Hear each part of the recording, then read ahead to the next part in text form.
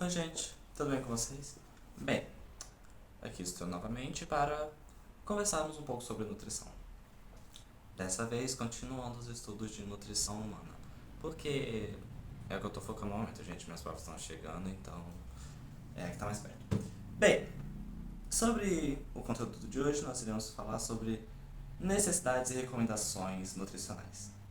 Então, slides. Eu vou fazer isso até alcançar.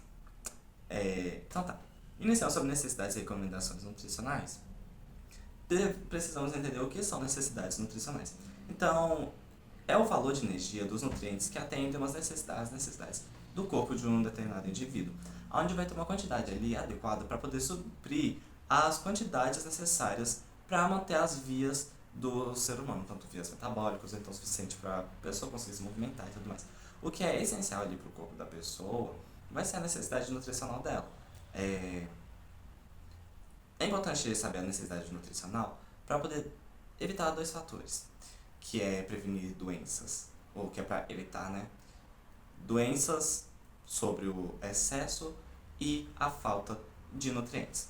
Então, sabendo a sua necessidade nutricional, é possível determinar o quanto você precisa de mínimo e máximo, porque a falta de nutrientes, a carência deles, pode levar a uma certa doença determinada por aquele nutriente em falta. E a mesma coisa pelo excesso, podendo gerar outras doenças caracterizadas pelo excesso de nutrientes. É importante saber também que as necessidades nutricionais elas são determinadas através de alguns fatores, que é sexo, idade, estado fisiológico, que ele, se a pessoa está em alguma condição especial, alguma doença, ou então alguma comorbidade, e também formas de medidas de grupos semelhantes de uma sociedade, de uma população. As recomendações, elas são o valor energético de cada nutriente em que satisfaça o que um determinado grupo necessita. Sobre os métodos para determinar as necessidades nutricionais, é importante saber que os estudos eles estão aí para nos ajudar a determinar quais as necessidades de uma população. Então, estudos de privação, eles abrangem uma pesquisa sobre a falta de condições essenciais ou estímulos para o desenvolvimento e bem-estar. Nessa questão aí, podemos tomar como a privação de sono, ou então falta de algumas funções cognitivas, ou então do sistema imune, o que esteja sendo ali privado de funcionar corretamente. Então, caracteriza ali estudos de privação. Estudos de marcadores radioativos, eles utilizam isótopos radioativos para rastrear o movimento de substâncias em processos biológicos, industriais e ambientais. Nesse aqui, é muito utilizado os fármacos que são utilizados para avaliar as funções de órgãos, como o cérebro e rins, então detectar tumores ou monitorar o desenvolvimento de doenças que podem ou estão acontecendo. Estudos de equilíbrio, eles são investigações em diversas áreas do conhecimento que analisam o estado de estabilidade ou balanceamento.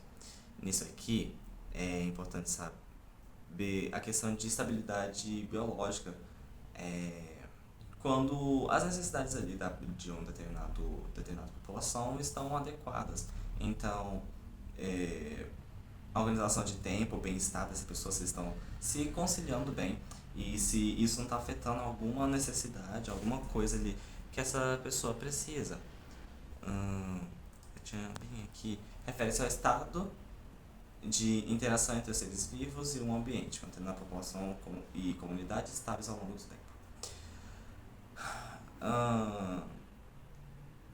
Métodos fatoriais, eles já são aquela coisa mais quantitativa, né?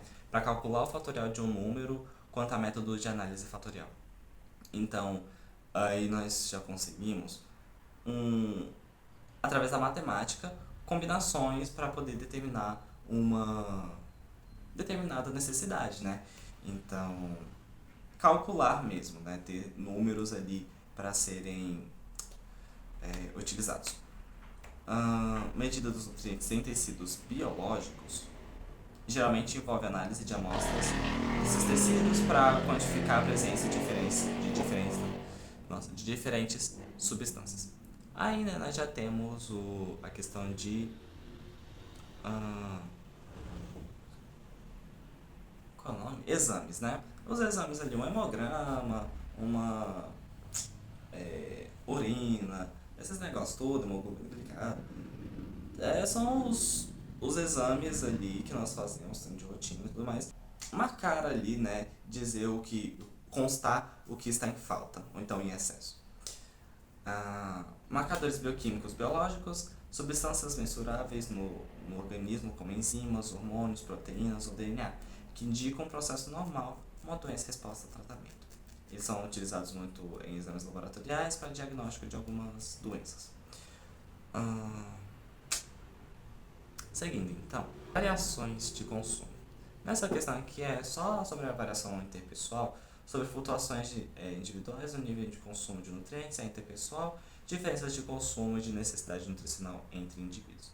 Isso de variação de consumo é algo que varia no consumo de uma pessoa. Então, a dieta dessa pessoa, o que ela come, o que deixa de comer, essas coisas todas. Então, interpessoal se trata da pessoa, do indivíduo, e interpessoal, ali todo um conjunto de pessoas, né?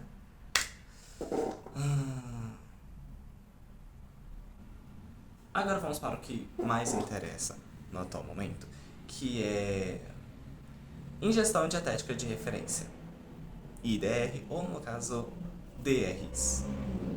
Bem, as DRIs, elas são um conjunto de valores que foram seguidos, foram estipulados, para poder termos como base valores de recomendações de nutrientes. Então,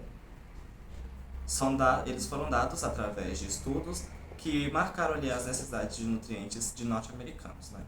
E que, no caso, nós atribuímos aos nossos valores porque não temos um valor apenas para brasileiros, a nossa população, então temos que utilizar os dados que temos, na verdade. Então, foram ali levados em conta informação disponível sobre o balanço de nutrientes do organismo, o metabolismo de diferentes faixas etárias, diminuição de riscos de desenvolvimento de doenças, considerando as variações individuais nas necessidades de cada nutriente, a biodisponibilidade e os erros associados aos métodos de avaliação de consumo alimentar. Então, todos esses fatores eles foram muito utilizados para poder marcar ali, né, alguns fatores. Foram incluídos nas DRIs os valores de nutrientes visando a diminuição de risco de doenças crônicas não transmissíveis,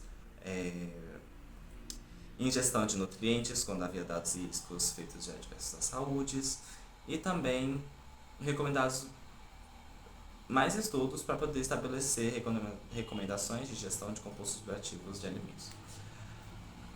As DRIs, elas são muito importantes para poder termos um parâmetro a ser seguido. Os valores que eles conseguiram ali através de vários estudos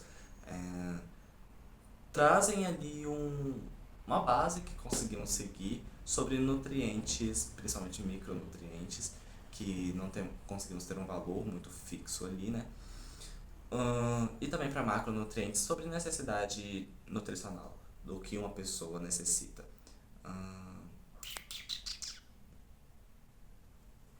Vale lembrar que como são valores ali norte-americanos, né, através de estudos canadenses e estadunidenses, pesquisadores desses lugares, então, para poder aplicar na nossa população, nós temos que ter uma série de avaliações, né, critérios a serem pontuados, que é a avaliação de gestão alimentar com erros associados, então a questão de os hábitos alimentares da nossa sociedade,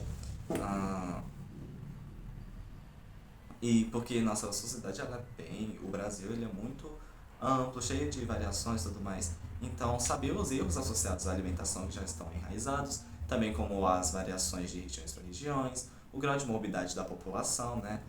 As diferenças étnicas do nosso país, de várias raças, várias etnias, e também os perfis antropométricos da nossa população, né? O que também varia muito, porque o brasileiro tem de todo tipo. Ahn, Através das DRIs, nós temos ali 4 critérios, você pode chamar assim. Vamos começar pela EAR. EAR é uma sigla em inglês para um nome que eu não vou dar importância, por isso, necessidade média estimada. A necessidade média estimada ela é o valor de ingestão diária que estima suprir a necessidade da metade da população saudável, estabelecido entre sexo e estágio de vida. A EAR é ali o meio termo que eles conseguiram achar para poder suprir uma necessidade de uma população, podendo ter ali o suficiente para quem precisa de mais e acabando também tendo vai ter falta para quem precisa de menos, mas enfim, é o valor ali mais adequado para um grande grupo de pessoas. Como vocês podem ver aqui nessa imagem, né? Essa curva, então a R está ali no meio, na necessidade meia ali que pode atender a 50% da população. A RDA, ela já é a ingestão dietética recomendada e ela é o nível de ingestão diária que atende por volta de 97 a 98% de pessoas saudáveis, estabelecidos entre sexo e estágio de vida, feito com base na EAR, com a soma de 2 desvios padrões. 2 desvios padrão. A RDA, ela já é mais utilizada ali para poder ter sobre a necessidade de um indivíduo, né? Que é o valor que eles acharam que atribui a praticamente quase 100% dos indivíduos da sociedade. Então, só que para você poder usar a RDA, é mais ali para um indivíduo específico e tudo mais. Para determinar a RDA, foi necessário determinar a EAR, né? Então, eles pegaram ali 2 desvios padrões. Então, essa parte ali de 34% e 13,5%. Ali vai estar a RDA, o tanto que eles conseguiram medir, que é o suficiente para a população, para indivíduos, né? No caso da AI, é um valor a ser utilizado quando não há valores atribuídos para EAR e RDA, sendo um valor estimado prévio. Ele é baseado em aproximações da ingestão observada de nutrientes de um grupo de pessoas saudáveis. Nesse caso, ainda existem muitos nutrientes, principalmente micronutrientes, macronutrientes ou micronutrientes, que não foi possível ainda determinar uma certa EAR ou então uma RDA. Então, para isso, seguimos o AI, que ali já é o valor que está entre esses dois, mais próximo do RDA, que pode ser ali necessário, que pode ser ali atender a necessidade da população. O L, então, ela é o limite superior tolerável de ingestão. Ele é o valor mais alto aceitável de uma ingestão diária de determinado nutriente, que não causa efeitos adversos à saúde. Para estabelecer esses valores devido à grande onda de suprimentos visando evitar hipervitaminose.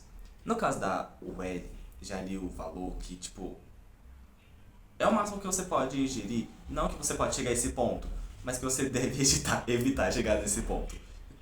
Consumir ali um pouco antes, né? Que é o RDA.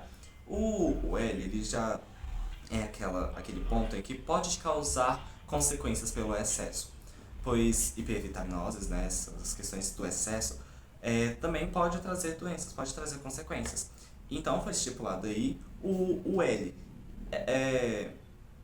Esses valores de OL eles foram trazidos ali, foram buscados devido a uma grande onda de pessoas que estavam buscando ali suplementos e então a indústria, né, também estava produzindo esses suplementos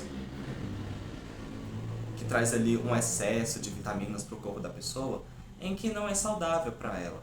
Então, para evitar isso, foi determinado o L para poder mostrar ali, ó, isso aqui é o limite que vocês podem chegar. Chegou aqui, vocês vão ter consequências sérias. Então, onde vai ter uma grande consequência para a saúde daquela pessoa, tá bom? Já que eu estou falando aqui da UL, eu já vou falar sobre LOAEL e NOAEL. Como eu disse, as ULs elas foram trazidas pela esse grande aumento de suplementos alimentares que foram se aplicando diariamente nas pessoas e trazendo uma série de consequências para a saúde dessas pessoas. Então, foi estipulado com a OL, um, quando alguns dados eles estão sobre efeitos adversos, eles sofrem exatamente eles forem extremamente limitados. Cuidados extras podem ser necessários. Então, quando possível, a OL ela é baseada no NOAEL. Esse NOAEL, ele é o maior nível de ingestão, tanto de dose oral ou experimental, que o nutriente não resultou um efeito adverso observado nos indivíduos estudados. Então, se não há dados adequados para NOAEL, é utilizado o LOAEL, que aí já é o valor determinado para a ingestão mais baixo na qual o efeito adverso tenha sido identificado.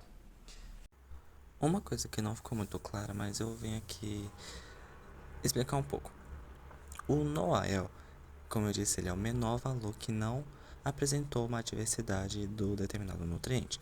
Então, quando pegaram o nutriente e não conseguiram achar o maior valor que pode trazer uma consequência, eles pegaram então o maior valor que eles conseguiram encontrar em que não tem adversidade, não causou alguma doença. Então estabeleceu ele como NOAEL. Já o LOAEL, ele é o menor valor que apresentou uma adversidade à saúde. Então, através dos estudos, determinado que aquele valor mínimo, ele causa algum problema na saúde da pessoa que chegar naquele nível. Então, esse é o LOAEL. Eu quero trazer um pouco sobre a biodisponibilidade de nutrientes, porque precisa ser muito considerado essa questão de biodisponibilidade, que é a proporção de nutrientes que é absorvida pelo corpo utilizada para suas funções metabólicas, e não apenas a quantidade ingerida em alimentos e suplementos. Aqui na biodisponibilidade, ela é muito importante porque os nutrientes que nós utilizamos, eles precisam ser absorvidos, então no nosso corpo, eles precisam estar disponíveis através de uma boa absorção. E essa biodisponibilidade é o tanto que está disponível no corpo para poder ser utilizado para as vias. Então, é ali a quantidade necessária de que o seu metabolismo precisa. E existem alguns fatores que aumentam ou então diminuem a biodisponibilidade de algumas vitaminas ou sais minerais. Como é a questão ali do, se eu não me engano, é o ferro, né?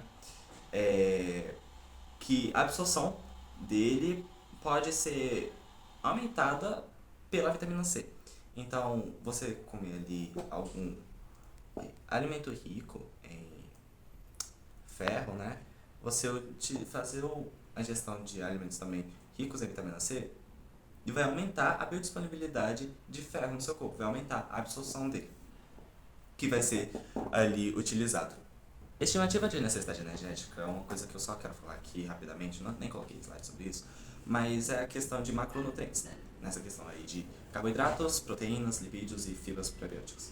Eles já são determinados de formas diferentes, em que nós já conseguimos observar ali em aulas passadas, né, que eu talvez traga aí pra frente, mas acho que eu trouxe um pouquinho na aula passada, sobre a taxa metabólica basal e tudo mais. Mais voltado para energia, né, os nutrientes energéticos, eles são determinados através de equações ali, estimativas, determinando ali quanto uma pessoa consegue, por equações através do peso, altura, idade, mais uma questão ali quantitativa. Então, para estabelecer elas, né, através ali de necessidade energética total, de gasto energético total, através ali também de atividade física da pessoa, então eu não vou trazer isso por agora. Então, só para recapitular aqui sobre essa questão das DRIs, para o planejamento de dietas. A RDA ela é a meta de ingestão individual a ser atingida. Então, você vai utilizar a RDA para uma pessoa, para um indivíduo. Já a EAR ela é utilizada em conjunto com a medida da variabilidade de ingestão do grupo para determinar parâmetros para a média de ingestão de nutrientes para uma determinada população. Então, a EAR, você vai utilizar ela para uma população. Vamos pegar aqui o caso de Wuhan, né, que faz comidas ali para um grande número de pessoas. Para planejar a dieta ali, é necessário você pegar EAR de todo mundo, de todas as populações que você atende, e então fazer uma estimativa ali de necessidade de nutrientes. A AI, ela já é a meta de ingestão individual a ser atingida quando não é possível determinar uma EAR ou então uma RDA.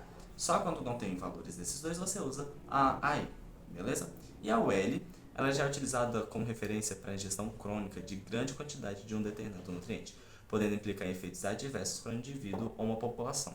Então ele já é o valor ali para você não chegar. Já na questão de avaliação de dietas, a RDA ela não pode ser utilizada. E então, nesse caso, utiliza a EAR para avaliar a possibilidade de inadequação de um nutriente. Deve estar associada à avaliação clínica, bioquímica ou antropométrica. E a AI também não deve ser utilizada, e a UL ela é utilizada para avaliar a probabilidade de ocorrência de consumo exacerbado de um nutriente, e deve estar associada à avaliação clínica, bioquímica ou antropométrica. Então, lembrando aqui, a EAR, ela se a ingestão habitual for menor que a EAR, ela precisa ser melhorada. Se a ingestão habitual estiver entre a EAR e a RDA, não há risco de inadequação e provavelmente a ingestão deve ser melhorada. Já a RDA, ela deve ser utilizada como meta de ingestão. Ela é considerada o mínimo recomendado para adequação dietética. Se a ingestão habitual for maior que a RDA, é pouco provável que esteja inadequada. Então dizemos que provavelmente está adequada. A AI, ela então deve ser utilizada como meta de ingestão quando a RDA não estiver disponível, também considerando como o mínimo recomendado para a ingestão dietética. Se a ingestão habitual for maior que a AI, é pouco provável que esteja inadequada, mas como pode haver inadequação, deve ser melhorada. E a UL, ela já é ingestão habitual e frequente. Exceder a UL é necessário reajustar, pois há riscos associados ao consumo em excesso. Então, se tiver menor que a R, então precisa ser reformulado, é provavelmente inadequado o valor que está sendo atribuído. Se estiver entre EAR e RDA, então já tem um risco de inadequação. Não está totalmente errado, não está totalmente abaixo, mas ainda assim, se puder dar uma aumentada, beleza. Se ele estiver menor que a RDA, ou a AI, no caso, então provavelmente ela está inadequada.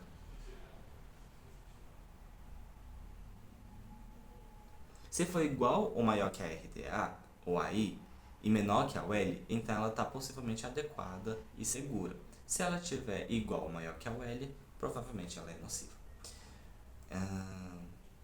Ela, no caso, né, a quantidade desses nutrientes. Pulando agora para valores de referência de vitaminas, minerais e água, eu quero trazer aqui, porque eu vou mostrar a tabela de EAR, URA, RDA e AIUE de nutrientes para vocês. E é importante saber que alguns desses valores eles foram avaliados de algumas formas diferentes, determinando as necessidades da população. Como eu disse, né, eles são avaliados por populações e não apenas o indivíduo. Então, é importante saber que o valor de AI para recém-nascidos. O valor de AI para recém-nascidos ele foi estabelecido porque quando não havia dados suficientes, foram determinados os valores de AR e RDA para crianças após 12 anos de idade. Então, alguns micronutrientes para recém-nascidos, eles não foram possíveis estabelecer RDA e EAR. Então, por isso são utilizados AI. Vitamina D e cálcio para pessoas idosas. Ela, nesse caso aqui, ela já foi determinada os valores de referência de vitamina D e cálcio devido à saúde óssea em faixa etária de pessoas idosas e estado fisiológico. Então, mulheres após a menopausa e homens após 65 anos, eles apresentam uma perda de óssea acelerada devido à redução de estrógeno e filtração glomerular, o que afeta a conservação de cálcio. Então, alguns desses valores foram avaliados para isso, para adequar melhor. Já o ferro para gestantes, ele foi considerado devido a alguma grande perda basal nas gestantes de ferro. Porque. Gestantes de ferro, parece que elas estão girando ferro. Mas. É. Me perdi. É porque, como ali ela tá gestante e tudo mais, ela tem que dividir esses nutrientes, uma grande parte também vai para o bebê, né? Pro feto. Então, elas acabam tendo uma grande diminuição no valor de ferro delas. Então, foi levado isso em conta também. Assim como também valor de AI de sódio, porque há indícios de que a ingestão máxima, a ingestão mínima de sódio em si não traz malefícios. Traz ali uma questão, né, de... Como é que eu posso dizer? Problemas cardiovasculares, né? Traz ali... agora que eu vi... Não, desligou não. Eu que não tô vendo. É, traz esse problema ali de problemas de cardiovasculares e tudo mais, aumento de pressão arterial. Mas sobre o sódio em si, não tem. Então, foi estabelecido ali uma AI para eles, porque não tem um valor de RA, RDA e EAR. Isso visando porque também, ainda assim, o sódio ele traz essas complicações de pressão arterial. Então, foi estipulado o AI por conta disso. E os valores de AI para água, porque os valores... A água, né, ela já é um negócio ali em que não dá pra você estipular ao certo. Tom, é isso que você precisa, tom. Porque uma grande parte da água que a gente bebe, nós conseguimos através da nossa alimentação, e a outra nós ingerimos a água pura mesmo, né, para poder beber. Então, foi estabelecido ali o valor de AI para água devido a essa variabilidade. E não tem um valor fixo ali, né, para cada pessoa. Dá para você estipular através de contas, mas ainda assim, né. Então, eu vou mostrar agora a tabela de DRI para ver um pouquinho. Pois bem, essa aqui foi a única forma que eu consegui gravar, então vai ser isso aí, gente. Essa aqui é uma das tabelas em que tem os valores, né, de todos os nutrientes e os seus valores de EAR, EIDA e o L. Então, vamos lá. Vamos pegar aqui o número de ingestão para meninos de 9 a 13 anos. Beleza? Nesse caso, tem valor estipulado para seu EAR, RDA e OL, certo? Então, quando estivermos falando de uma grande população de meninos de 9 a 13 anos, quando formos fazer uma dieta para uma população de vários meninos de 9 a 13 anos, nós utilizaremos 445 miligramas de vitamina A. Esse é o ideal na ingestão diária, beleza? Já a RDA de vitamina A para uma criança, um menino de 9 a 13 anos, é de 600 miligramas. Quando for montar uma dieta ali específica para um menino de 9 a 13 anos, é esse valor que será utilizado. E qual é o máximo de ingestão que pode haver para que não ocorra, né, alguma consequência? A OL, que é o equivalente a 1.700 miligramas de vitamina A para meninos de 9 a 13 anos. Esse aqui, 1.700 miligramas, é o máximo que eles podem ingerir em um dia, certo? A mesma coisa vale para todas as outras, todos os outros estágios de vida, beleza? Vai ter as idades e você saber identificar o L, o RDA e o EAR de cada um. Mesma coisa para outras vitaminas e sais minerais aqui, vitamina K, vitamina E, vitamina D, enfim. Outra coisa que eu quero mostrar, é importante saber o que fazer então quando nós temos uma grande população.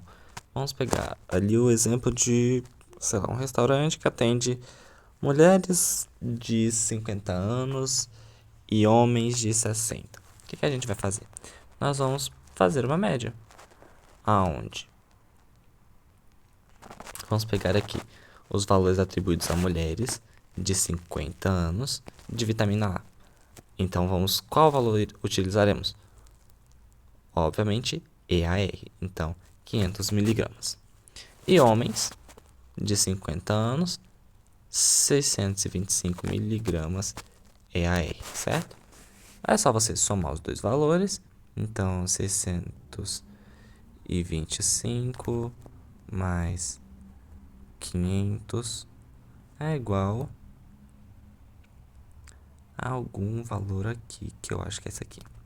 Então, você utilizará 125 miligramas por dia, beleza? Para poder estipular a alimentação de uma grande população. Ah, mas eu vou cuidar apenas de um homem de 31 anos. Então, você já pega aqui, ó, o valor adequado para a idade dele, beleza? Funciona dessa forma, gente. Então, é isso. Bem, gente, essas aqui, então, são as referências que eu usei, né? Tenho que mostrar. E também finalizamos por aqui. Então, muito obrigado, gente. Espero que vocês tenham gostado. Se ficou alguma dúvida, me pergunte, porque a sua dúvida vai me ajudar a estudar também. E você aprende também. Eu vou acabar por aqui. Um grande beijo a todos. Deixe o like, inscreva no meu canal. E é isso. Tchau!